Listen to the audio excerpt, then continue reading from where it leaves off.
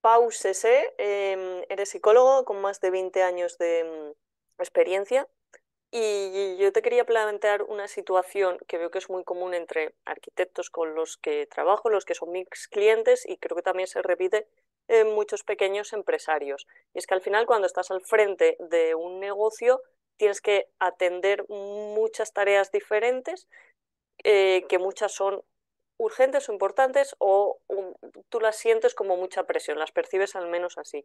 Entonces, como que vives muy en alerta o con toda esa presión y siempre el descanso es algo que se pospone y sientes que tú no puedes parar. ¿Cómo es esto cómo se percibe esta situación y qué está pasando ahí? Bueno, mira, cuando es muy comprensible que cuando tú estás abrumado por el trabajo y ves que además es un trabajo que es sin fin, como es propio de los autónomos, eh, te cuesta mucho parar, ¿no? Incluso te puedes sentir culpable por parar. Piensas, no, tengo que sacar adelante, sacar adelante. Esto es uno de los errores estratégicos más perjudiciales y más limitantes para cualquier trabajador que se enfrenta a esos volúmenes de trabajo, yo entiendo, todos los autónomos, porque es fundamental para nuestro rendimiento, para nuestra productividad, para la calidad de nuestros servicios, de lo que hacemos, que nosotros estemos ofreciendo nuestra versión mejor o una versión buena.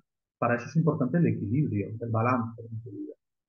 Nosotros tenemos, las personas tenemos tres estados emocionales internos: calma, motivación y amenaza o supervivencia.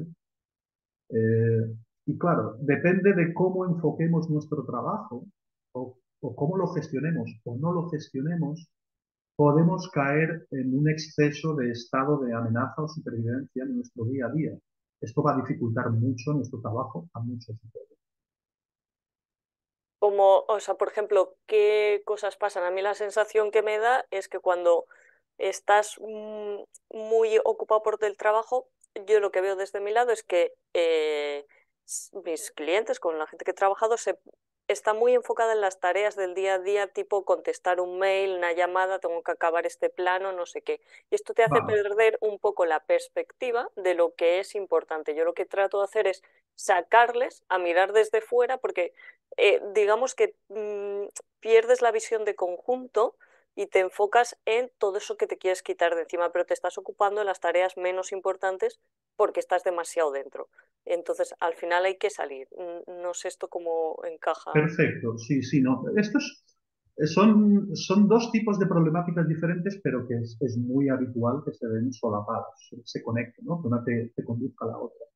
Tú me estás hablando más de otro problema, que es otro de los principales problemas estratégicos que me encuentro con personas con básicamente trastornos de ansiedad y pensamiento obsesivo. Es la sintomatología más típica cuando tenemos problemas en el trabajo, ¿no? Por una parte es no saber descansar cuando tienes que descansar, que es lo que te decía, ¿no? Y eso va a disparar que caigas en el estado de amenaza y más cosas que te podría contar. Pero lo que ahora me comentas en particular es diferente, porque se refiere más a la falta de organización. No es tanto falta de descanso, sino que tú no sepas organizar bien. Por ejemplo, una de las cosas que ya está demostrado que más nos perjudica, que más dispara los pensamiento obsesivo, ansiedad, insatisfacción, todo esto complica la motivación, que es un motor fundamental para el trabajo y cualquier actividad humana, ¿no? Es eh, la multitarea. Ahora ya la ciencia nos ha dicho, y ya está demostrado, y muchísimos estudios que lo avalan así, el modo multitarea, del que tantas personas han presumido tanto tiempo, correlaciona con insatisfacción vital, dispersión mental, dificultad en el foco. Hay un desgaste energético, así en términos de eficiencia es un desastre para la productividad de un profesional, ¿no? Entonces, una de las primeras maniobras que yo hago cuando me viene la ansiedad es ver cómo se está organizando. La mayor parte de las veces encuentro que no hay organización. Entonces, ese es uno de los criterios importantes, el saber priorizar. Y luego hay otras técnicas que me parece que ya corresponden más a tu ámbito de intervención, ¿no? Sí, puede ser, o sea, yo trabajo eso, la organización es saber priorizar, pero por lo que un poco se me ocurría esta conexión es porque cuando te falta descanso, yo lo que creo que una de las consecuencias es que te falta claridad mental. o capacidad de abordar ciertas tareas que requieren más desgaste mental. Entonces, te dedicas a escribir un mail o tal porque a lo mejor tendrías que hacer algo que, pues, no sé, proyectar o alguna tarea estratégica de negocio que te es muy difícil porque no sabes por dónde empezarla y la pospones. Entonces, creo que el descanso frena un poco también esa capacidad.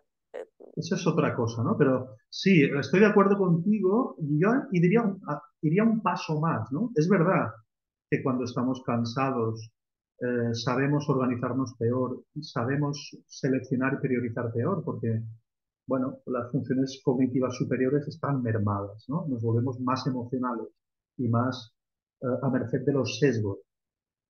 Pero te diría que aquí hay una relación circular de retroalimentación. No se sabe si es primero el huevo o la gallina, ¿no? Si estás cansado, te va a costar más organizarte, pero si no eres una persona que se organice, te vas a cansar mucho más rápido.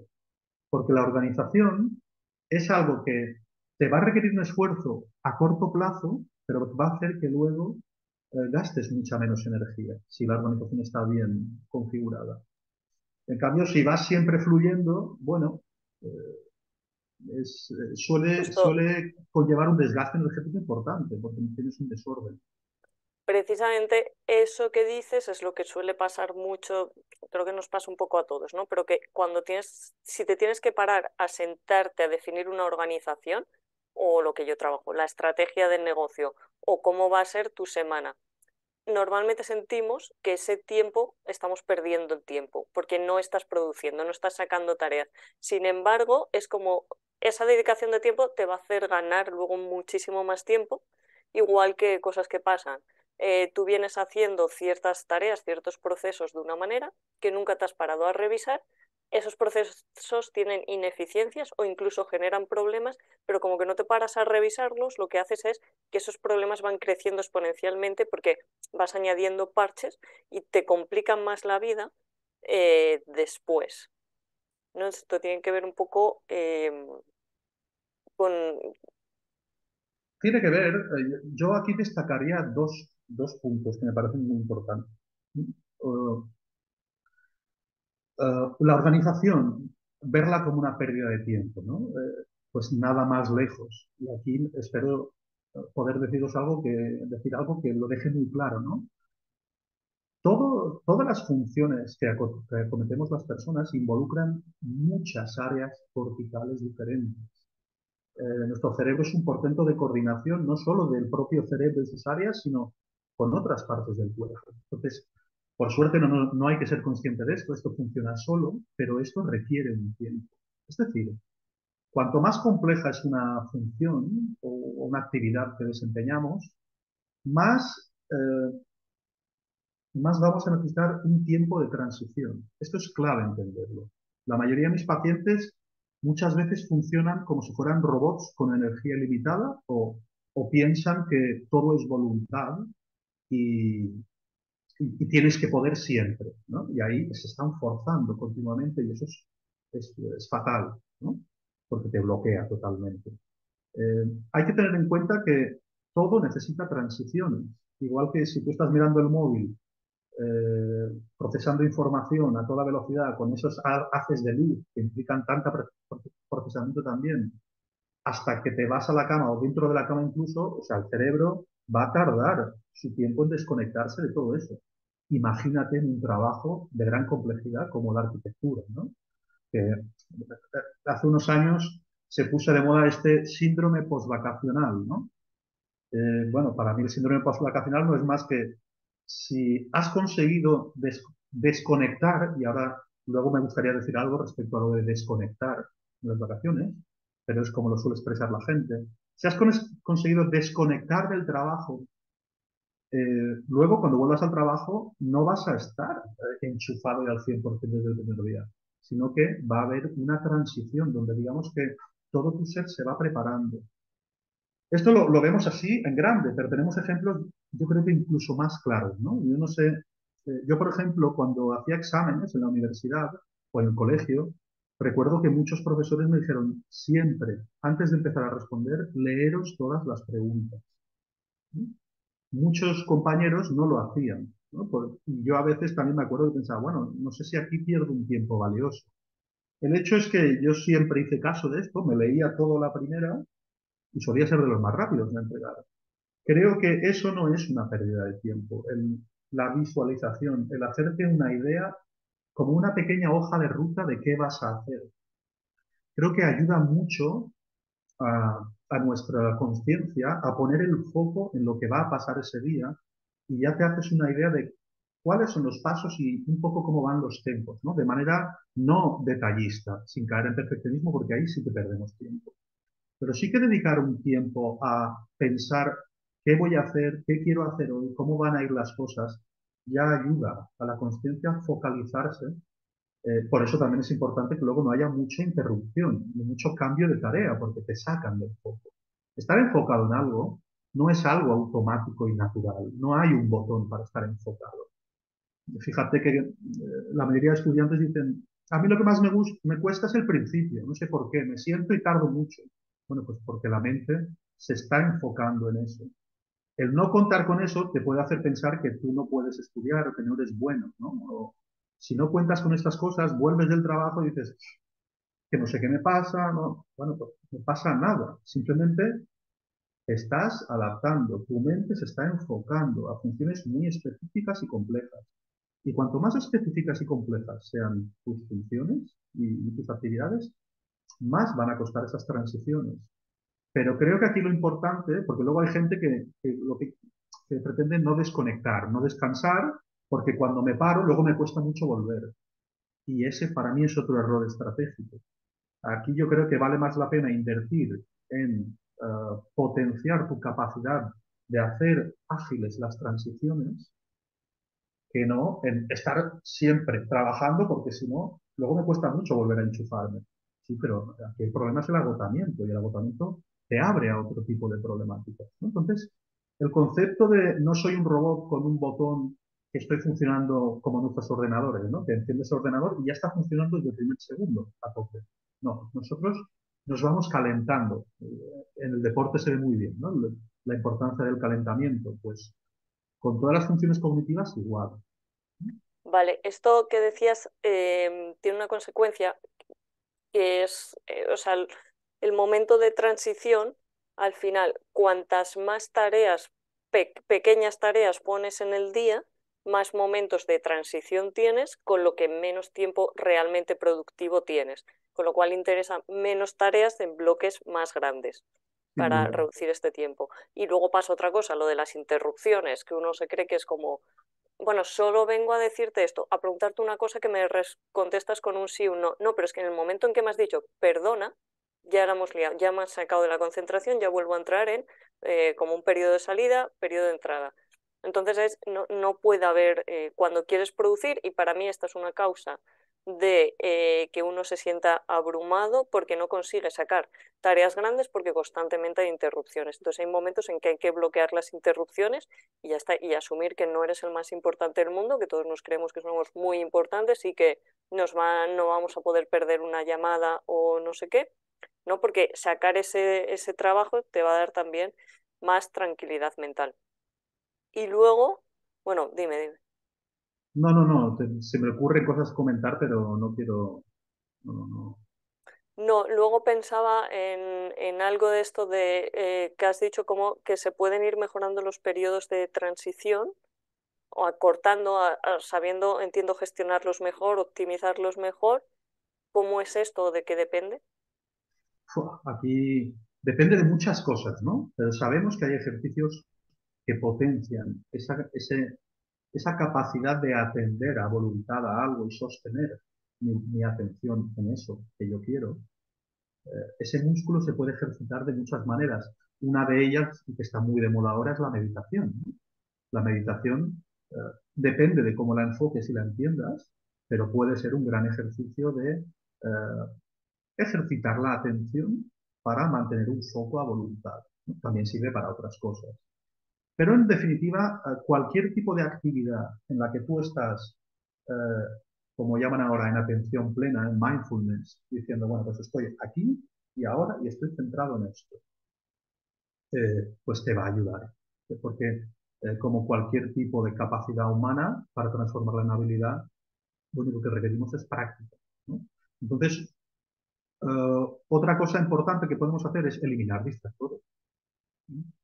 Tener el móvil siempre disponible, tener las notificaciones de las redes con audios, todo esto es criminal, ¿no? Porque además, bueno, activa nuestra mente para otras cosas. Es un esfuerzo y un desgaste energético muy grande. Como tú bien dices, aquí la organización, el poder condensar cosas, si puedes aislarte dentro de lo posible, va a facilitar las transiciones. Pero también lo va a hacer, lo primero es que tú seas consciente de que eres un ser vivo cuyo sistema perceptivo reactivo está condicionado por esta característica. Y perdón por la palabrota, pero no somos robots. No hay un botón para estar a full desde el primer momento. Las cosas requieren que algo sea gradual, ¿no? Como un futbolista que vuelve de una lesión larga y enseguida está el foco de que si no es el mismo de antes. Todo esto es muy disfuncional, ¿no? Cuando no permitimos los procesos naturales, los tiempos naturales, esto es muy grave, ¿no? Cuando hay mucha presión. Luego hay más condicionantes. Puede haber factores biográficos, contextuales. No es lo mismo un momento en el que tú estás con tu vida estable, en un momento de pareja y de estabilidad con tus hijos, vamos, que tu vida está en orden, tus transiciones van a ser mucho más fáciles. Sabemos que cuando las personas estamos en momentos de crisis, de cambios importantes, de cierta inestabilidad, la mente tiende más a la red por defecto, que es este estado de dispersión, ¿no? En el que nos cuesta más enfocar, estamos como en semi-inconsciente. Algo que es natural en todos nosotros, ¿no? Que pasamos un gran porcentaje del tiempo del día en este estado, es normal, es natural. Pero si estamos en situaciones de crisis personal, de dificultades, pasamos mucho más tiempo ahí, entonces la capacidad de las transiciones se ve muy mermada, muy mermada. Entonces, el aspecto psicológico, emocional, contextual de la persona que está trabajando, que tú te conozcas, en qué momento estás, va a ser clave para que tú puedas gestionar todas esas transiciones. Por ejemplo, si estás en un momento en el que la mente se te va mucho con un tema que te está haciendo, te está cogiendo la atención, vas a tener que emplear alguna herramienta de gestión, vas a tener que dedicarte a gestionar esa emoción para luego tú estar más equilibrado para poder funcionar mejor en el trabajo. Si tú no haces algo con esas emociones, que son las normales de tu momento vital, esas emociones lo van a hacer contigo y ellas no van a esperar a que tú estés tranquilito en casa. Van a estar ahí intentando coger su espacio y ahí es cuando el foco salta una y otra vez. Luego tenemos el tema del abuso de sustancias, que es una cosa que está más extendida de lo que podemos imaginar. Aquí, bueno, y más ahora estamos grabando este vídeo en fechas navideñas, bueno, normalizamos mucho el exceso según qué consumos, luego eso dificulta mucho que tú tengas el foco en donde tú Em, quieras, ¿no? Todo esto un poco que dices, entiendo que tiene que ver con la voluntad de pretender ser un robot en lugar de aceptar que tienes que tener bueno, tus emociones, aceptar tus emociones, tus periodos de descanso, tal, ¿no? O sea, yo te Yo lo diría que cuáles son las consecuencias de pretender ser un robot y estar a full en todo y ser y satisfacer a todos, digamos, el trabajo, tus clientes, tu familia y ser estar en la excelencia en todo y en la autoexigencia muy bueno, alta. ese sería otro tema, ¿no? Sin duda, el sobreexigirte, el perfeccionismo, genera un tipo de tensiones y hace que domine el área emocional en tu vida de una manera que dificulta mucho esto. Pero no, yo parto de la idea de que nadie pretende ser un robot, ¿no? Igual he empleado mal esa imagen, pero me estoy refiriendo más a que no ser consciente, no contar, o sea, la idea que tenemos de nosotros como personas, ¿no? Es clave para funcionar de una manera u otra. Al final, funcionas en base a cómo tú te ves, porque en base a cómo tú te ves, te exiges, te pides o te permites, ¿no? Entonces, hay personas que el tema del descanso no se lo permiten prácticamente. Se sienten culpables, ¿no? Muchas personas. Eh, Esto está cerca del perfeccionismo, se acerca a la sobreexigencia, al hipercriticismo, al perfeccionismo. Esto es curioso porque además correlaciona con las enfermedades autoinmunes, porque mete al sistema en estado de alerta de manera excesiva. Entonces, dificulta mucho el equilibrio y el que tú puedas gestionar bien el foco. En Cuando tú estás... relación, o sea, en relación a esto que has dicho de las enfermedades autoinmunes, digamos, ¿qué síntomas, cómo puedes detectar tú que estás en ese estado de alerta o digamos que te estás pasando un poco de la raya?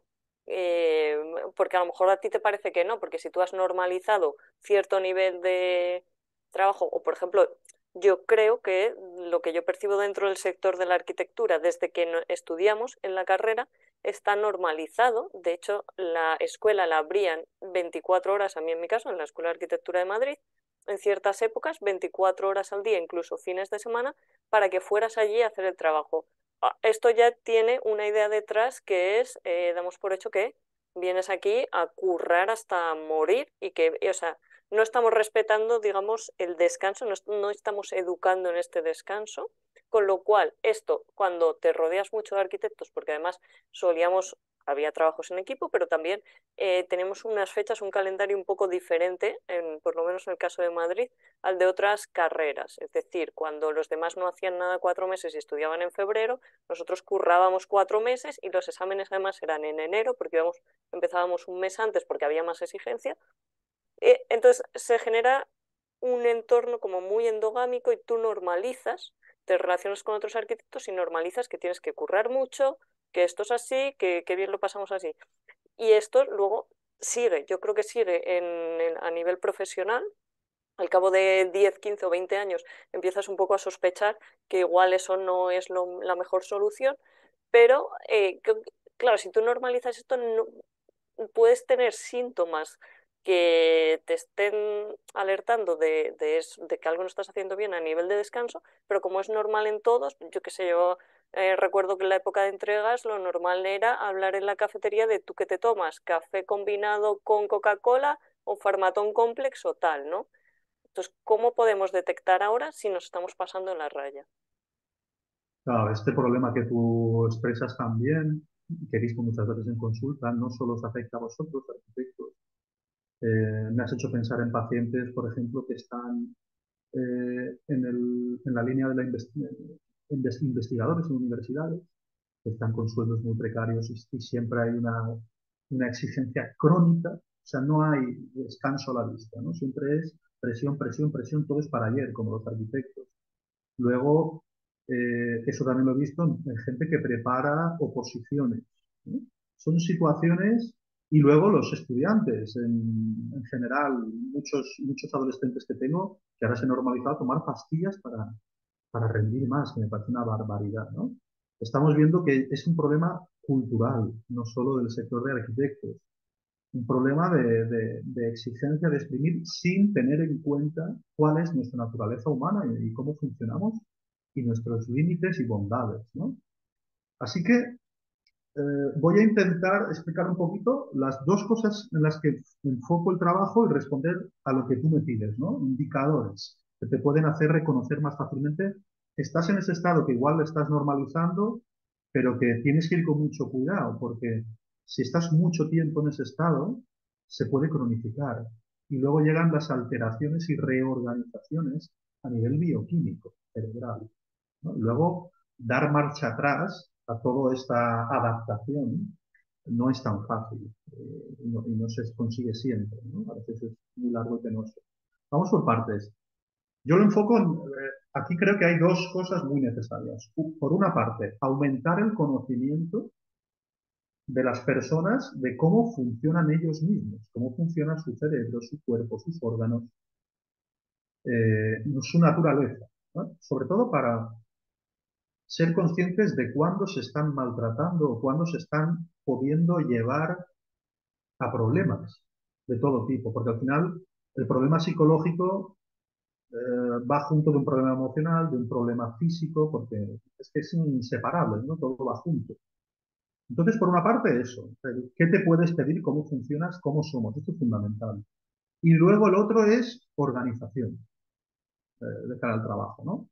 cómo afrontas tus procedimientos. Estos dos pilares son muy importantes. Si, te, si no te organizas, vas a tener problemas. Y si te exiges más de lo que puedes, también los vas a tener. Y una cosa lleva a la otra, ¿no? ¿Qué síntomas me encuentro más y veo más cuando hay un estado de alerta que se ha cronificado, un exceso de estar siempre en tensión, ¿no? Por el trabajo, siempre esforzándote, exprimiéndote? Pues mira, tenemos, obviamente, el primero más evidente, suele haber problemas de ansiedad. Suele haber grandes problemas para desconectar del trabajo, para poder dormir. En vacaciones cuesta mucho, los fines de semana, dejar de pensar en el trabajo, incluso desconectarse. Hay personas a las que les cuesta mucho no contestar al móvil, no mirar el móvil o ponerse unos horarios. También el pensamiento obsesivo casi siempre está ahí, ¿no? Es recurrente. Muchas veces el pensamiento obsesivo nos va a alimentar un tipo de diálogo que todo el rato te autocuestiona, ¿no? Y que muchas veces se transforma en lo que se viene llamando ahora el síndrome del impostor, ¿no? Yo me estoy encontrando que muchas veces detrás del síndrome del impostor hay una persona que no se está permitiendo descansar lo que necesita y que está siempre sobreexigiéndose. Cuando está muy bajo de energía, empieza a dudar de sí mismo, se siente un fraude, que no funciona, por muy buen profesional que sea. Casi siempre es una de las primeras medidas que tomo. Más cosas, estar en un estado en el que todo te crispa, te sobresaltas por todo. La sensación de amenaza es otra cosa muy habitual, ¿no? Cuando estamos en modo amenaza demasiado tiempo, tendemos a percibir las cosas, las actitudes de los demás como si fueran hostiles. Nuestro organismo va a primar las respuestas de ataque o huida. Entonces nosotros vamos a estar más predispuestos a aislarnos o encogernos, o defendernos o atacar, ¿no? Vamos a estar a la que salta. Nos vamos a volver seguramente personas más agresivas, más impulsivas, porque esta es otra característica. Cuando estás en estado de amenaza, tu capacidad de ser justo, de ser ecuánime, de tener en cuenta las circunstancias, los factores de contexto, los matices, prácticamente desaparece y te vuelves mucho más emocional. Todo es bueno o malo, blanco o negro. Eh, Esto, o sea, por ejemplo, en el día a día, ¿cómo se puede manifestar? En plan, ¿le hablas mal a un cliente o le hablas mal a alguien de tu equipo y te sientes que un cliente te está atacando cuando a lo mejor no te está atacando, pero tú lo vives como amenaza? Mira, así pensando en pacientes que han estado en esta situación, una de las primeras cosas es que están en todo el rato alerta con su entorno laboral. Suelen pensar, esta persona hace esto y lo hace porque lo hace para fastidiarme, lo hace porque sabe que hay, es como que alimenta una tendencia a interpretar intenciones hostiles en las Sueles conductas de los pensar demás. mal, ¿no? Sueles pensar Sí, que te van vuelves un mal contra ti. pensado. Te Sí. vuelves un mal pensado. Igual la otra persona, pues, ha dormido mal o ha discutido con su pareja, pero tú lo ves llegar con mala cara y dices, ¿qué le pasa conmigo? ¿No? Va a ser más fácil que le hables más a los pacientes, a tus clientes, porque se acorta muchísimo la paciencia. Luego, además, vas a dar un servicio peor en tu trato con los demás y con los clientes, con los compañeros, con los jefes. ¿Por qué? Porque también la capacidad de atención. O sea, lo que nos pasa cuando estamos en modo amenaza es que todas las funciones emocionales priman, ¿no? Y todo lo que es córtex prefrontal, que es donde está planificación, control de impulsos, capacidad de atención, capacidad de reflexionar, memoria, todo eso está en servicios mínimos. Entonces, ¿qué pasa? Una de las cosas típicas es que a ti te habla alguien, primero tardas en darte cuenta de que te está hablando, porque tu atención no funciona como habitualmente. Y luego, todo lo que te cuenta va a estar como teñido de asociado a muchas cosas. Enseguida te va a saltar y te va a recordar a otras cosas que tú llevas dentro, ¿no? Porque estás en un estado de dispersión. Luego también va a pasar que como estás en ese estado más emocional y menos consciente, en realidad, vas a tener menos memoria, vas a ser más impulsivo, puedes responder mal y no darte cuenta y luego no acordarte de eso. O te pueden decir cosas y tu atención no es muy buena. Al final la memoria depende de la atención. A veces decimos, ¿cuánta memoria he perdido? No es que hayas perdido memoria. Es que como estás disperso por X motivos, no enfocas bien tu atención, entonces la mente no codifica bien, no archiva bien toda esa información y luego no tienes acceso a ella porque no está bien guardada, no está bien codificada. Muchas veces los problemas de memoria, también en el trabajo, pero también te va a pasar en casa, y tu pareja se va a molestar porque va a sentir, es que no me escuchas, es que no me tienes en cuenta, ¿no? Porque el deterioro no solo va a estar en el trabajo, cuando llegues a casa sigues con esas funciones disminuidas, eh, casi siempre esto va a deteriorar tus relaciones porque los demás van a sentir que no escuchas, van a acabar pensando que eres egocéntrico o que eres muy rígido o que estás en las nubes, que no te da la gana atender. Lo que te está pasando es que no, tu sistema de atención está mermado, porque hay otro sistema, el sistema de amenaza, que prima otras cosas que no sean la atención, porque cuando tú estás, el sistema de amenaza es producto del desarrollo adaptativo de miles de años de nuestra especie, ¿no? Está hecho, por ejemplo, cuando es fantástico el sistema de amenaza. Imagínate que tú estás en el campo con tu hija de 2 años, te has despistado un momento, y alzas la vista y ves que está a punto de llegar a una carretera donde van coches a toda pastilla. Antes de que tú seas consciente de esta imagen, ya estás corriendo hacia allí, porque el sistema de amenaza está hecho para que tú reacciones antes de que seas consciente incluso de las cosas, para cortar los tiempos de reacción. Esto ha sido fundamental para nuestra supervivencia y es Sí, muy es útil. como, esto te iba a decir, es modo supervivencia, ¿no? Que si estabas en la Exacto. sabana y veías una sombra, lo primero que pensabas era que era un león, no que era cualquier cosa buena. Entonces eso te hacía correr antes de que el león apareciera. Y vas a correr más que has corrido en tu vida. Porque otra característica del sistema de amenaza o supervivencia es que te da un anticipo energético y te lo da a corto plazo para que tú puedas, para aumentar las prestaciones, ¿no? Que tu cuerpo responda al máximo nivel, al máxima eficiencia. ¿Qué pasa? Que esto no es un regalo y no tenemos energía ilimitada. Entonces, te dan un anticipo, pero cuando vaya a pasar este momento de amenaza, vas a tener una caída tremenda energética. Mis pacientes que viven estresados, con un sistema de alerta un poco cronificado o en exceso activado, siempre me dicen que se despiertan con muchos dolores, como si les hubieran dado una paliza, ya muy cansados, las vacaciones no tienen ganas de hacer gran cosa, están muy planchados. O sea, esta es otra de las características, ¿no? Vas a tener un cansancio que no es muy normal. Esto me recuerda a algo común en el caso de arquitectos, que es las entregas de proyectos, sobre todo de concursos o, bueno, cuando estabas estudiando. Había una fecha muy clara que tienes que entregar algo y normalmente otra cosa que pasa es que nunca estás contento con el proyecto, siempre hay algo más que hacer, algún cambio, y eso se podría dilatar cada proyecto infinito, pero como tienes una fecha de entrega, le vas mareando la perdiz hasta el día antes. Esa noche te quedas trabajando para acabar y no sabes cómo, tomas muchas más decisiones, avanzas mucho más rápido y consigues acabar a tiempo. Pero claro, luego tienes un agotamiento más grande, ¿no? Es un poco, has tenido ese chute de energía que dices, bueno, no sé cómo, me estoy manteniendo aquí despierta, haciendo esto, muy rápido, muy eficiente, pero puede ser que pases del sistema de alerta al sistema de destrozo.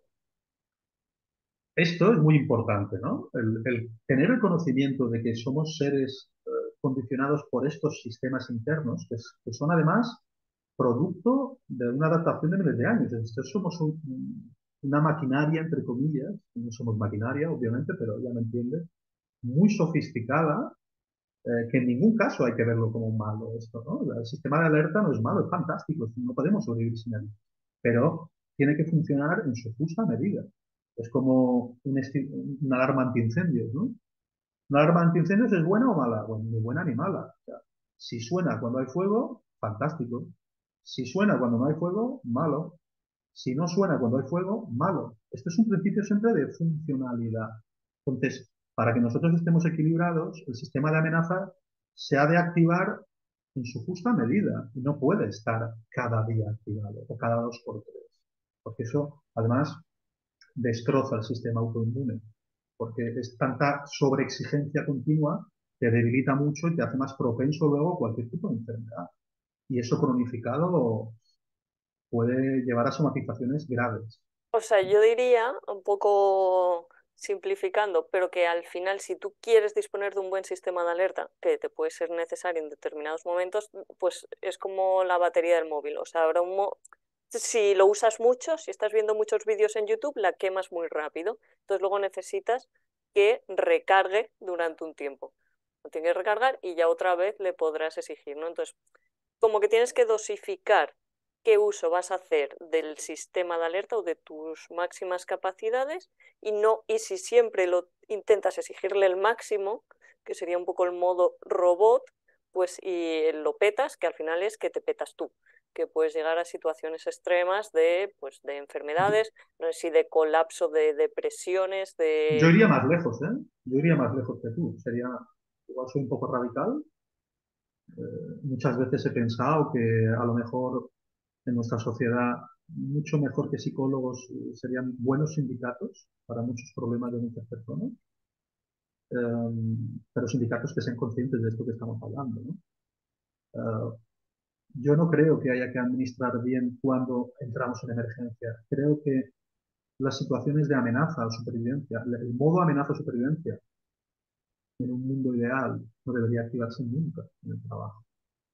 Te recuerdo que en el modo amenaza las funciones cognitivas superiores de nuestra conciencia están muy mermadas e inhibidas. Somos nuestra versión animal. Bueno, si eres futbolista, te lo puedo comprar mm, con matices, pero para un arquitecto no veo en qué situaciones es práctico eso. Creo que es Entonces, interesante, eh, para mí el enfoque interesante es, para trabajar, cuanto más tiempo estés en estado de motivación, mejor. No podemos estar todo el día en estado de motivación, necesitamos descansos, estado de calma. Y luego va a haber momentos en que se nos va a disparar el modo amenaza supervivencia. ¿Qué es lo importante aquí para nuestro equilibrio? Uno, la capacidad de darte cuenta de en qué estado estás. Esto parece una tontería, pero es muy, hace mucha falta. Este es el primer paso, darte cuenta de en qué estado estás.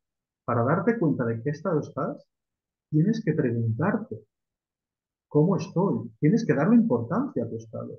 Si estás siempre orientado a qué esperan de mí, cuándo es el proyecto, cuándo es la entrega, qué tengo que hacer, y empiezas a no preguntarte cómo estás, esto cada vez se hace más difícil. yo Este es el entiendo punto de ahí, partida. yo entiendo que para ese punto de partida igual también es relevante tu trabajo, que es como darte herramientas para que seas consciente de en qué estado estás y luego tú lo sepas gestionar, ¿no? Que a lo mejor no nacemos sabiendo identificar esto. Esto ¿O ya no? es mucho más avanzado, ¿no? Pero para mí, mi trabajo, el espacio terapéutico, ya es desde el primer momento un impacto muy positivo para las personas que vienen con estos problemas. ¿Por qué? Porque esa persona, cuando llama a un psicólogo, es que ha visto que no está en un buen estado, con mayores con mayor o menor claridad, ¿no? Casi siempre se viene con un estado de confusión. Pero al venir a hacer terapia, es como que se reserva una hora semanal para pensar en sí mismo y que otra persona se enfoque en él. Esto es un beneficio tan grande, es algo tan radical Sí, de cambio para los autónomos que están siempre asfixiados. yo esto lo comparto también. Es una cosa que también soy consciente que les pasa a mis clientes, que es el hecho de comprometerse a trabajar conmigo, les obliga a pararse, a pensar y a tomar conciencia de otras cosas que ellos por sí solos no van a hacer, porque a ti siempre te parece que es más urgente contestar el mail que tienes en la bandeja de entrada que lo que decíamos al principio, ¿no? Que pararte a hacer cosas que en el medio largo plazo te van a producir más beneficio. También creo que a nuestro cerebro le cuesta percibir los beneficios a largo plazo, que es así. Entonces, esto nos condiciona. y yo siempre, digamos, no regateo el tiempo porque es como sé que en este momento te has parado, entonces si se tiene que alargar una sesión o lo que sea porque has conseguido liberar este tiempo, pues ya pues lo hacemos, pero, pero me parece muy importante establecer ese compromiso, que si tú solo no lo puedes hacer, que es, y suele ser muy difícil que lo hagas, que comprometerte con otro profesional, ya ese beneficio lo tienes de entrada. Luego vendrá el trabajo de detrás.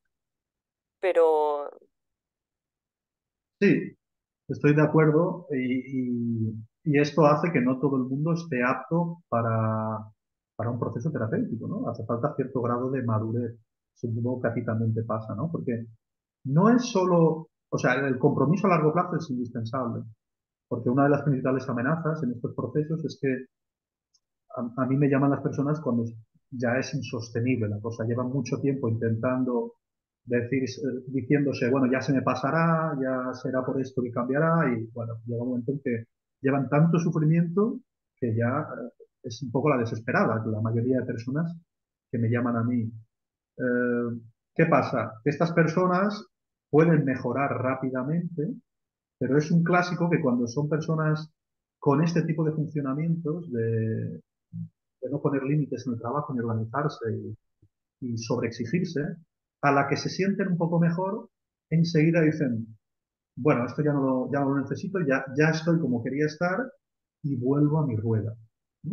Entonces ahí el beneficio del proceso se queda años luz de lo que podría ser, porque si tú, precisamente cuando estás tranquilo y estás bien, estás más estable, no sufres tanto, es cuando tienes más capacidades para aprender más, mejor y más rápido. Entonces ahí se abre para mí una segunda fase y es algo que al principio yo no veía tan claro y es una de las cosas que he cambiado en mis años de experiencia. Pero al principio era mucho gestión del cambio, ¿no? Que dejen de sufrir.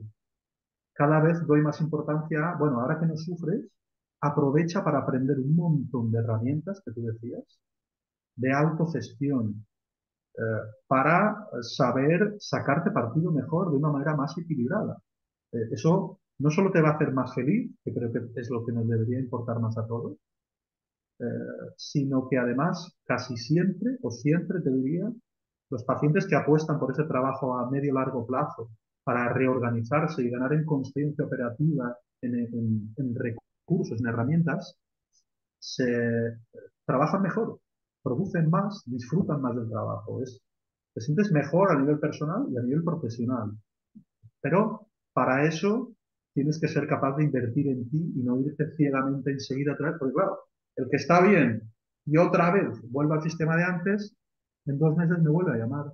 O acaba pensando, va, es que los psicólogos es algo superficial, no es un trabajo en profundidad. Bueno, primero un cambio y estabilización y luego aprendamos cómo funcionamos y qué cosas me pueden hacer vivir mejor. sí, al final es como, o sea, a mí también me pasa, al final en un negocio puedes pasarte toda la vida implementando mejoras. Es más, deberías hacerlo. El problema es que si tú no desarrollas ese hábito, tú no lo vas a hacer. Si conmigo estás trabajando un trimestre, pues seguramente ese trimestre lo hagas, pero luego necesitas más para perpetuar la pauta, el hábito. Yo también propongo un sistema de continuidad, que es como, lo llamo accountability, y es como el compromiso de que te veas conmigo puntualmente, porque eso te obliga a ti a pensar en esas cosas que quieres mejorar o preparar la sesión, ya te obliga a pensar y luego, bueno, haz un poco de orientación, pero es la idea de perpetuar el hábito y que lo Cultivar integres hábitos, ¿no? y Exacto. sí, y que quede en tu vida y que eso ya se normalice. Entonces, no basta solo con el primer cambio, sino que es que lo vas a tener que seguir dejándolo integrado para siempre. Em, un poco tratando, a ver, yo creo que aquí hay una cosa, añado, que nos falla hoy en día, que es que buscamos demasiado la inmediatez por el contexto que vivimos, que todo va muy rápido, lo que sea, entonces al final tienes tu resultado inmediato y dices, bueno, pues ya está, pues a la siguiente cosa, venga, más, lo que hablábamos antes de la autoexigencia y cada vez más. Pero bueno, queriendo resumir un poco, o sea, uniendo ideas de las que hablábamos, yo creo que,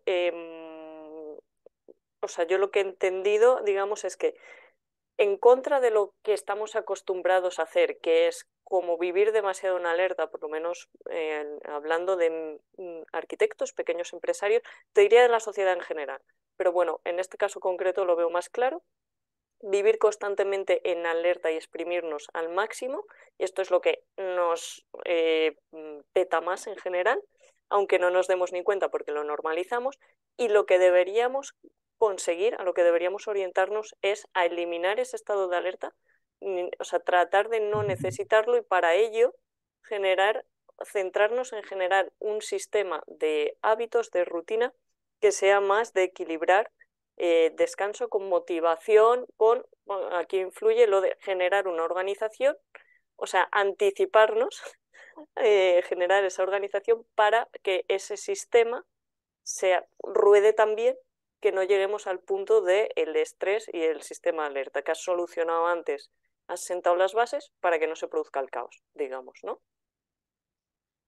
Bueno, estoy bastante de acuerdo en todo. No me suena muy bien lo de eliminar el estado de alerta. Aquí, insisto, no se trata de eliminar el estado de alerta porque el estado de alerta no es un estado disfuncional o patológico, al revés.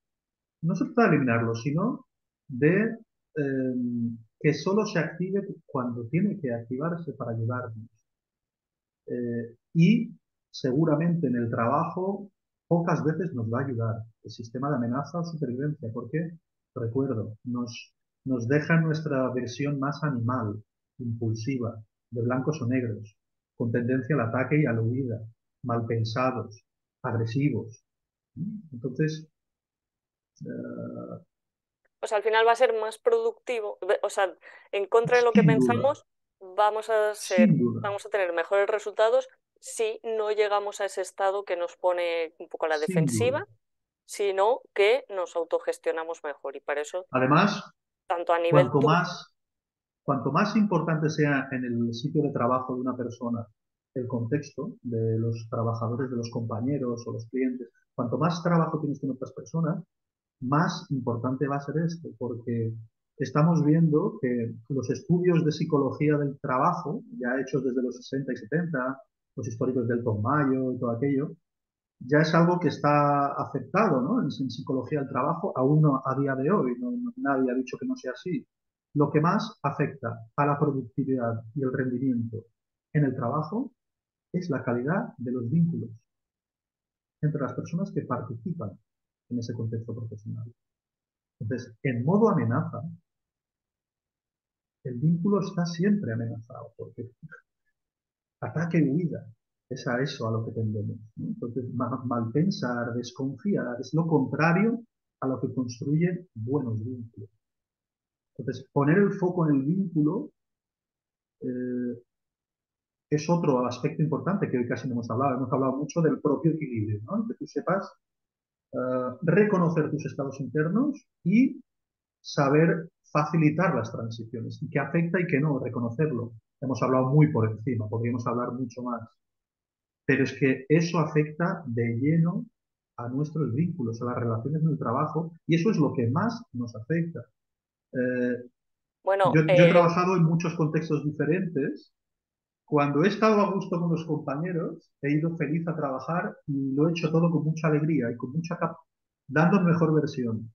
Y a veces el mismo trabajo, ha habido un cambio de compañeros y no me ha gustado cómo me he quedado y he notado cómo bajaba mi rendimiento, mi motivación, tantas cosas. Esto es tan importante, el cuidar el vínculo en el trabajo, no solo horizontal esto entre compañeros, también yo entiendo jefes, que es muy importante no solo entre compañeros, sino en la relación con el cliente, que a veces te crees que estás también. teniendo un problema por tu producto y no es tu producto, es la relación lo que falla, pero haremos otro vídeo con esto, entonces Ujú. podemos profundizar más.